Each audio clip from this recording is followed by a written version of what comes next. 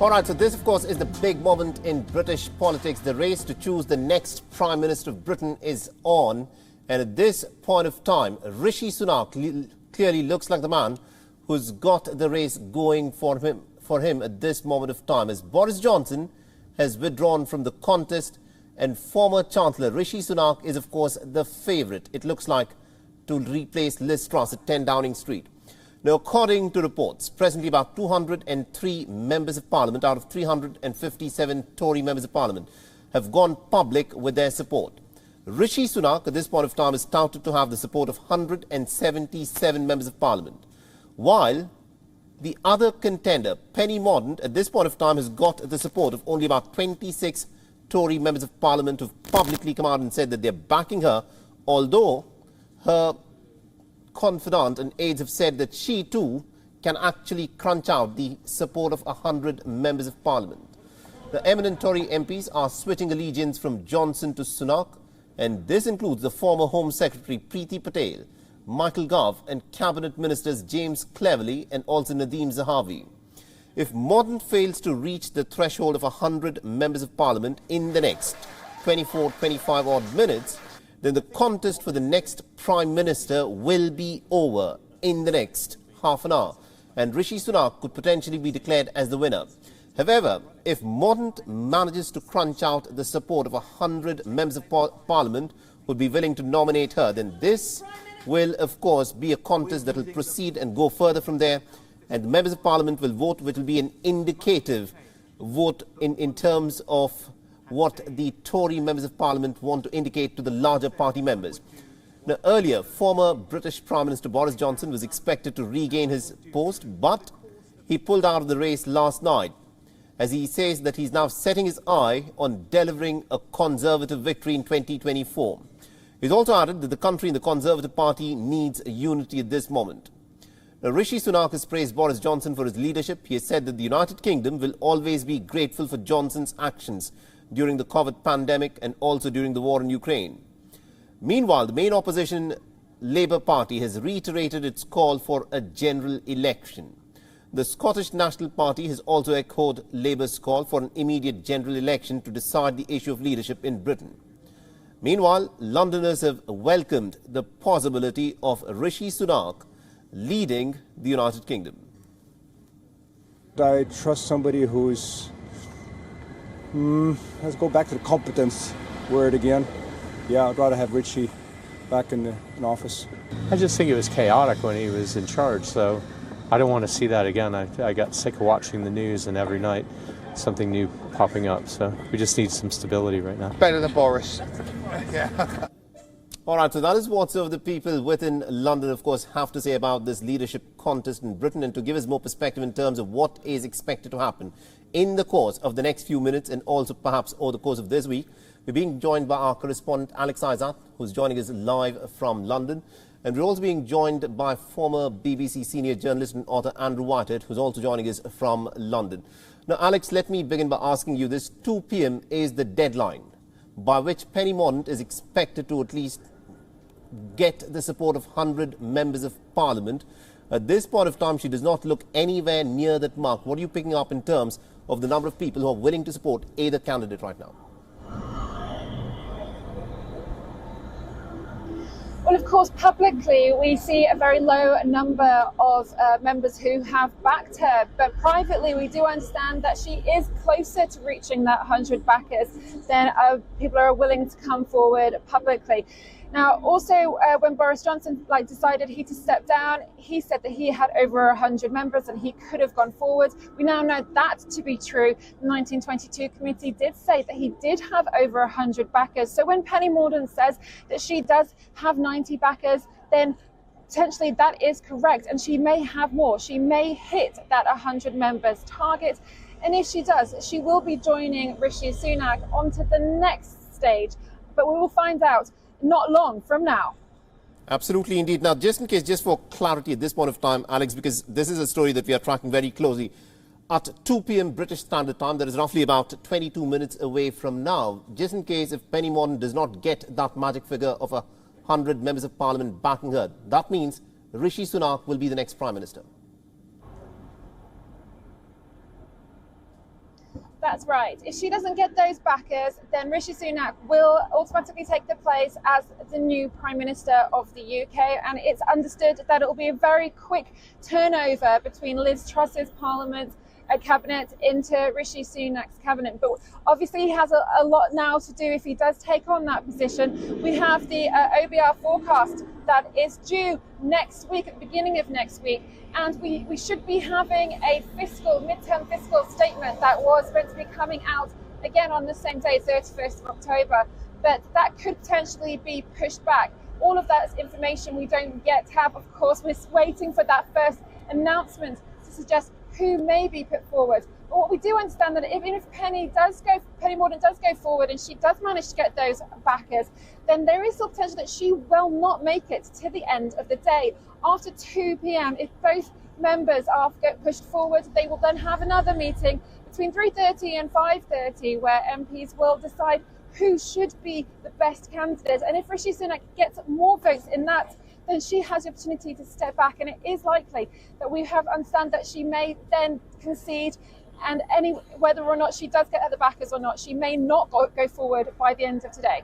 Absolutely indeed. Alex, do continue to stay on with us. And Mr. Andrew Whitehead, thank you very much indeed, sir, for patiently staying on with us. Now, this, of course, is a big moment in British politics. At this point of time, as things stand, it's still early moments. But we will have some clarity in another 20 minutes from now in terms of what happens with this contest to be the next Prime Minister of Britain. But Rishi Sunak looks like the man who's got his nose clearly forward. And Penny Mordaunt, publicly, less than 30 members of Parliament are supporting her, although privately she claims that she's closer to the 100-figure mark. What do you make of this contest? Well, I think you're right, Mohammed. We've had a lot of shocks and surprises in British politics in recent months, and nothing is certain. But I think it's overwhelmingly likely that Rishi Sunak will be Britain's next Prime Minister. My reading is that it's unlikely that Penny Mordaunt will get 100 nominations. As you say, we'll know in exactly 20 minutes' time. In that case, Rishi Sunak will become automatically the leader of the Conservative Party, and he will formally take over as Prime Minister either later today or perhaps tomorrow. Even if Penny Mordaunt does just manage 100 nominations and we see Rishi Sunak with perhaps 220 or even more, there is a possibility, as Alex was suggesting, that she will not persist in putting her name forward to the party in the country, and she will withdraw. If she does put her name forward to the party in the country, there would then be an election of all 160,000 Conservative Party members, which would take place online and would close no later than Friday. My reading of that is, again, it's very likely, though not certain, but very likely that Rishi Sunak would win that contest. He's now getting support from all wings of the party, and a lot of people, including some of Penny Mordaunt's former backers, are saying it's time to bring an end to this contest and decide who's leading us and unite behind that person. The momentum is very clearly with Rishi Sunak. Absolutely indeed, but we will get to know in another 18 odd minutes. Now, Mr. Andrew Whitehead, one of the things which Rishi Sunak has been stressing is that he said that if he becomes the leader of Britain, if he becomes the Prime Minister, then there are two crucial issues that he'll have to deliver on. Firstly is the economy of Britain, where many British people in the forthcoming winter will be forced to make the choice between eating or heating. So this is a dire problem that the British economy finds itself in, and Rishi Sunak will have to do something immediate to try and address that. Another thing that he's also said that he needs to focus on is to unify the Tory party, because at this moment the Tory party is a house divided. Do you think Rishi Sunak is up to deliver on these two fronts? Well, let's take them one at a time. On whether he can unify the Conservative Party, I think in the short term that he can. He will get a bounce once he is confirmed as the new party leader. And I think even his rivals and his opponents will be reluctant to criticise him within his opening days and perhaps weeks. But he takes over a party which is deeply demoralised, a long way behind Labour, the opposition party, in the opinion polls, and still very divided. And some of Boris Johnson's allies have not and will not forgive Rishi Sunak for being the person who resigned back in July and therefore brought down Boris Johnson's time as Prime Minister. So that's going to be tricky. And then on the economy, well, we have a cost of living crisis, inflation at 10%, recession looming, the prospect of public spending cuts, quite possibly, we don't know, but quite possibly tax increases as well, because the government's finances are in such a poor state. And this is going to take a lot of navigating through in such a way that the government keeps the confidence of the financial markets, which Liz Truss so spectacularly lost, and also isn't so painful that we start getting huge crowds in the streets and a real meltdown in terms of public order. And that's not impossible. So it's a huge task. Can he do it? Well, I'm not going to stick my neck out on that one. All right, so it's a pretty difficult ask to, in fact, deliver on the financial promises that Rishi Sunak has made. But this is a task that he will have to deliver on if, indeed, in the next few minutes, we'll, of course, know if he indeed goes on to become the Prime Minister immediately. Now, Alex, you've been tracking this story very closely for us from London. At this moment, as things stand, it is being said that 193 members of Parliament of the Tory party are openly supporting Rishi Sunak. One of the big challenges for Rishi Sunak will, of course, be to unite everyone within the Tory party, because he is someone who's seen as the man who sparked this entire political crisis within the Tory party after his resignation, which created a mutiny of sorts, bringing the downfall of Boris Johnson. There are quite a few Boris Johnson's loyalists who are still a part of this party sitting in the British Parliament. Do you think Rishi Sunak will be able to win them all over and get their support to run the government if he becomes the Prime Minister? It's a difficult question to answer because I think there is actually a lot of problems within the Conservative Party that has been pushed because of the situation with the Prime Minister, Boris Johnson, and then going forward into that hustings.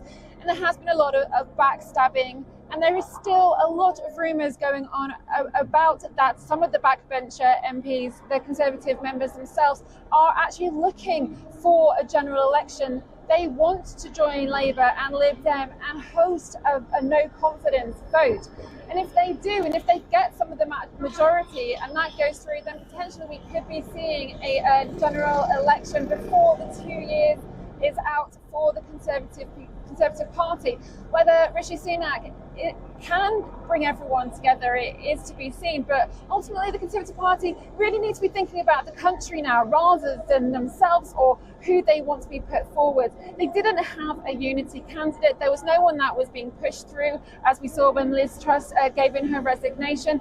So to suggest that they want somebody else to step in, well, that's unlikely. Do they want a general election? Well, that might mean that they will potentially lose their jobs. It's not really a win-win situation for those Conservative members that aren't particularly happy. It just feels right now that everybody within the party should really be working together and face what we are going to be seeing for the rest of the UK when we're seeing this cost of living crisis. Right. There's still a war over in Ukraine. There is still an issue with distribution for food. And I do think that that's what they should be focusing on. And Rishi Sunak, if he does get to become the next Prime Minister, he will be leading the country. So it's time that maybe the Conservatives should look to him and realistically join together now. Absolutely, indeed. Thank you very much indeed to both Alex Izat and also for Mr. Andrew Whitehead for joining us from London and getting us all those insights. We'll, of course, be tracking the story very closely because in just another 15-odd moments, we will get to know as to what the future of this election contest will, of course, be between Rishi Sunak and Penny Mond. WION is now available in your country. Download the app now and get all the news on the move.